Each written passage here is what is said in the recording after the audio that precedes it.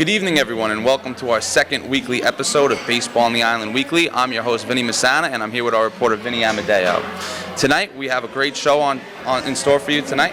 We have a special guest, but before that, we're going to talk about our top story of the week, and that's LIU Post 4-game sweep over ECC rival Queens College. With the sweep, the Pioneers improved to 9-11 in conference play, and they are back in the hunt of the ECC. On Friday night, they won 8-5 behind Jake DeCarlie's complete game victory. After getting off to a slow start this season, our 2015 Cy Young has kicked it into high gear and lowered his ERA to 3.45 on the season. He struck out 4 and walked 2 while he allowed 3 earned runs. The go-ahead run was scored by Kenny Fagan on an RBI on an error in the 5th inning, but they tacked on runs on a sac fly by Matt Bowers and an RBI single by Jimmy Mendyke. Mendyke had 3 hits and drove in 2 runs and scored a run as well. They swept the doubleheader on Saturday by the scores of 3-2 and 8-3. Dan Jagiello went the complete game as well in the first game of the Twin Bill. He struck out 9 and allowed 1 earned run. They trailed 2-1 in the 5th inning, but Thomas Asbady hit an RBI single to tie the ball game up, and David Groneveld smacked an RBI double in the 7th to score Rob Andrioli to give them the lead for good. In the 3rd game of the series, Joey Arena went the distance for the 3rd complete game of the series. He scattered 5 hits, struck out 2, allowed only 1 walk and 3 earned runs for his 3rd victory of the season. After falling behind 1-0 in the first, the Pioneers scored 8 runs in the next 6 innings to essentially put the game away. The big blow was a 2-run single by Joe Spitaleri in the 3rd inning to increase the lead to 5-1, which scored Kenny Fagan and David Groneveld. They outlasted Queens 6-5 in the 4th game of the series today in 10 innings. The go-ahead run was scored on an RBI single by Matt Bowers. They added another run on a drop fly ball by the center fielder, which scored Jimmy Mendyke. Brian Cavana started the game and fired 6.1 strong innings, allowing just 1 earned runs. Robert Passione recorded his first victory of the season with 2 innings of relief despite allowing 2 runs. The Pioneers had 12 hits in the game, 2 apiece by Thomas Asbady, Kenny Daly, Matt Bowers, and Dave Bream. The Pioneers will host Concordia on Wednesday as they look to stay hot. We will take a quick break for a message from our sponsor, and when we come back, we'll be joined by our special guest. Baseball on the Island is sponsored by Body Armor Super Drink, the #1 natural sports drink for athletes. Hey, welcome back, everybody. Our next story is St. Joseph's sweep over the College of Mount St. Vincent's yesterday during their senior day. To talk about that, we're going to bring in our special guest, Brendan Sullivan from the Golden Eagles. Brendan, first off, thanks for coming on the set today, and good job yesterday. Thank you for having me, Vin. Before we start, I just want to say thanks for all you've done with baseball on the island. I know myself and the rest of the players on the island, my teammates, coaches, really appreciate the amount of coverage you've done and all the other things you've done, and it's awesome, and thank you for it. Thanks, Brendan. I appreciate it. It really means a lot to me. And just first question here. The first thing I noticed about you guys, your squad this year, is a vast number of upperclassmen. Do you feel like that allowed the freshmen to kind of develop at their own pace while also learning the ropes from the guys that have been around college baseball for 3-4 years now? Yeah, we have, yesterday was our senior day. We had 15 seniors a part of it, and all 15 contribute, which is the best part. We have 7 of our 9 guys who start almost every game are seniors.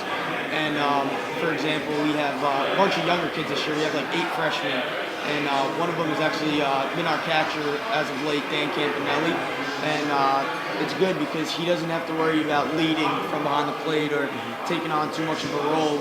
He just has to worry about going out and playing because he's got guys like Joe Calabrese and James McCashin who have been through it for 4 years and have been through battles on the field and off the field. So the younger classmen can kind of take a step back, work hard, learn the ropes, and contribute when needed.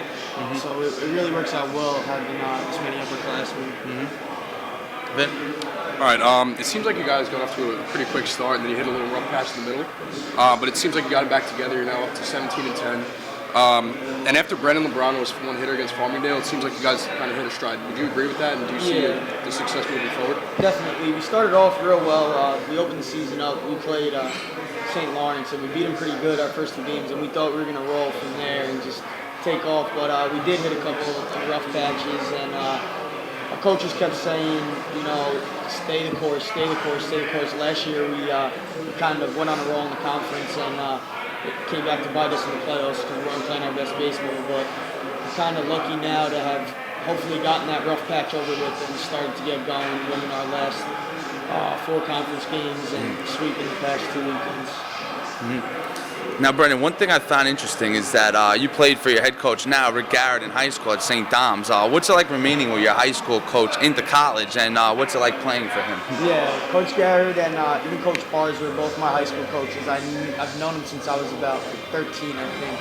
And they've been there for me through baseball, school, anything I ever needed. And Coach Garrett is one of the best coaches, and Coach Pars is one of the best coaches I've ever had. They're players' coaches. And Pars is one of the funniest guys I've ever met, too. But they're both players' coaches, and they both want what's best for the team and for the individual as well. I'm really lucky to have played for them for 8 years now. All right, your team's been knocking on the door for a few years now. Do you think this maybe win the Skyline Conference? I hope so. I think we have the ability to, like you said, Brandon Lebrano, he's been pitching great. Ryan Alois, Josh Alton, we've been pitching really well. And the conference is very good this year, so we just got to keep working hard and hopefully we can come out on top at the end of the season. Brendan, there's a lot of talented pitchers in the conference right now. I mean, from Farmingdale's Matt Seelinger last week that we spoke with, and Kevin Martinez, who they threw at you guys, threw at Old Westbury last week, rather. And then from Old Westbury, Jeremy Charles, Danny Aguilo, their stud arms over there. So what's it like to play this conference baseball? Talk a little bit about the intensity that's involved with Skyline Conference baseball. The Skyline Conference is it's fun because every weekend you're going up against a top-notch arm. Like you said, Charles, Aguilo, Kevin Martinez, Seelinger. You can't take any at-bats off, any innings off, because any chance you can to score a run against those guys, you got to capitalize, because every single weekend you're going to see someone, righty, lefty, breaking ball guy, fastball guy, and you really got to grind through the season and the weekends in this conference. One thing, speaking to that point about Jeremy Charles, I watched him pitch a couple times now. It seems like he gets a lot of uncomfortable cuts against his pitches. Can you talk a little bit about what's it like with his two-seamer and his force and his slider? Yeah, I mean, he threw against us in our first conference game, and we didn't swing it that great. We weren't playing our best baseball, but he kind of runs the ball in on you from like a little three-quarter slot. He even dropped lower than that a couple times, and then he'll throw a slider in any count. I think that's a pitch he likes to throw, so he threw it to me a couple times, and it's an uncomfortable at bat, but you got to grind and have an approach against him. And there's a ton of great pitchers in your conference, obviously, but you have a couple of your own, right? So what is it like playing behind them and knowing that you only need 2 or 3 runs on most days to win a game? Yeah, we've been saying, like, our bats didn't start off so great, so our coaches keep saying, pitcher's going to throw up zeros, the pitcher's going to throw up zeros, you guys just got to come around, they're going to throw up zeros. And the best part about playing with those guys is Brandon Lebrano, Ryan Alois, Josh Alton, Steve Zabeski, they're fiery people. They're not just go out there, handle their business, get off the field. They have a ton of intensity. So playing behind those guys and playing with those guys is it's awesome because it makes you want to score those runs to give them the support because you see how hard they work and how much they care when they're on the mound. Well, Brendan, thanks again for coming down on the set with us. I had a great time. Had a lot of great insight, and best of luck the rest of the way. Thank you, Vinny. It was a pleasure. Thank you. Thank you very much. We're going to take a quick break for a message from our sponsor, and when we come back, we're going to talk about our next storyline from the weekend. Baseball on the Island is sponsored by Ciro's Italian Restaurant, with locations in Hauppauge and Kings Park. Hey, welcome back, everybody. Now we're going to talk about Adelphi's huge 3-game sweep this weekend over division rival New Haven. Today they won by the score 4-2 with Matthew O'Connor on the hill, and they improved to 20-19 on the season, and they're back in the thick of the NE10 race. Our reporter Vinny Amodeo has been to many of their games this season, so I'm going to defer to you in regards to many of issues regarding the Panthers. So then their biggest impact player this year is TJ Santiago, in my opinion. Can you talk a little bit about what you've seen from the New Jersey native? And he's basically leading the team in every pitching category, including wins, ERA, and strikeout. TJ, his main thing is his control. He's really good with control. His cutter is great. His fastball hits 90. And he just gets people to ground out. That's his main thing. He gets double just pounding the ball into the ground. Pounding the ball into the ground. He keeps it low. And he keeps it fast. That's what pitchers or hitters have trouble hitting. So with TJ, last year he struggled a bit with control, but this year he found his groove. And since game one, it's all been about control. And I mean, hitters are only hitting 213 against him, so I mean, it's pretty clear that. Which is a stark difference from last year, because obviously he's came a long way. He actually had the most hits against him on the staff, and now he's basically been leading the staff in every category. So it's a stark difference. Exactly. Yeah. So the rest of the rotation is nothing to scoff at either. I mean, everybody knows about Jonathan Mulford. Can you talk a little bit about some of their other arms and Mulford that have led them to this great start to the season? Oh yes, Mulford. You know, his numbers might seem like he's struggling this year, but to be honest, he's throwing very hard. His stuff is very nasty, and it's just one bad inning. You know. Throughout the games, it'll be maybe the fourth inning. He'll give up 2 or 3 runs, and then the rest of the game he's clean. Yeah. So just need to eliminate that spottiness. That one bad inning he needs to eliminate, and then he'll be fine. You know, he's confident. He knows what he's good at, and he'll keep doing it. O'Connor, great arm. He's perfect this season. I believe he's got like a 2.89 ERA around there, and he keeps the batters on their toes. You have TJ who has a power arm. You have Mulford who has a very power arm, and then O'Connor kind of complements them. He brings in the right? slow stuff. He brings in the nasty stuff. So hitters have a lot of trouble seeing and recognizing the pitches that he's throwing, especially the changeup. Yeah. The changeup slides right away from them. Typical for a crafty lefty, right? Exactly. So O'Connor's been great. Barham, the freshman, he throws the ball very hard as well, but he knows how to change it up, and he moves at a quick pace. So that's very good. And I would say Demers as well. You know, Demers The comes out of closer the had 3 saves this weekend, I Exactly. believe, right? Yeah. First 3 of his career, and they were all clean slates. So Demers, he's very good. Another pitcher who has a low batting average against, and he's another guy who works very quick. And only a freshman, by the Exactly. way. Right? Yeah. He has the mentality of a senior, though. He really does. He knows how to work quick. Well, just speaking to that point, I actually watched him pitch in the playoffs last year, and to our Suffolk County viewers, everybody knows Nick Fanti. He won the Carl Yastrzemski Award last year, awarded to the top player in Suffolk County. And Demarest in the playoff game went 8 innings, went toe-to-toe with Fanti, and he actually outdueled him. And it was probably one of the most impressive performances to see a guy that basically didn't get spoken about too much and outduel one of the toughest pitchers that has been around Long Island. So back to what you said, the kid's got a lot of guts out there. He does, he really does. And the fact that he moves quick, I know I keep repeating myself, but that is so key for a pitcher like that, because as a batter, you want to get into a groove, you want to get comfortable, you want to be relaxed. But he doesn't let batters get relaxed. He moves quick, he gets the ball in there, and he does his job. He really does. Right. Now, offensively, they've had their ebbs and flows, I've noticed, from tracking the stats. In the beginning of the year, it was really the freshmen, Brett Mound from Pat Med, Brandon Morris from Connecticut, and Mike Catani. And it seems like they've while they've hit a rough spot, they've been picked up by some of the older guys, the upperclassmen, rather. Alex Zykov took over in right field, and he's hitting the ball very well right now. Everything he's hitting very hard, spraying the ball across the field. Hassel's picked up his game since last year. He's hitting 311 right now. And John Iandavia, a freshman, he's taking the role of center field, and he's taking it with grace. And that's a name I haven't heard too much. Exactly. In the beginning of the season, he was lucky enough to get a pinch run here and there. Yeah. But now he's a starting center fielder every single day, getting hits, peeking it through the hole, stealing bases. That's a testament to his work ethic, obviously, because you come in with a big freshman class, and I hadn't written about him. I hadn't heard his name from basically anybody.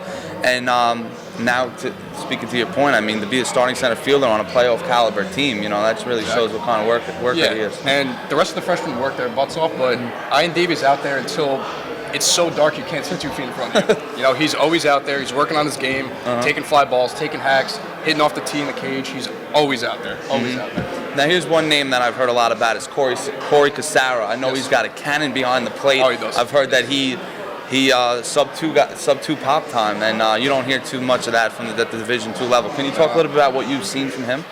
Casara, he does a very good job of staying calm at the plate, realizing what ball he can hit, and just looking at the rest of it. He'll foul off a couple balls that aren't really that good, and then he'll just line a gapper. He's Pitches great. that aren't really good to hit, you Exactly. mean, right? Yeah. So, he has sneaky power. He's my height, maybe a little bit taller, but he can hit the long ball. Yeah. And he can hit gaps. He hits a lot of doubles. He's just a very talented hitter, very talented player overall. How about speed guys? Have they been stealing a lot of bases? The freshman Iandavia, very quick. The rest of them, we have Withers. Withers steals some bases as well. Vanny took a couple today, actually.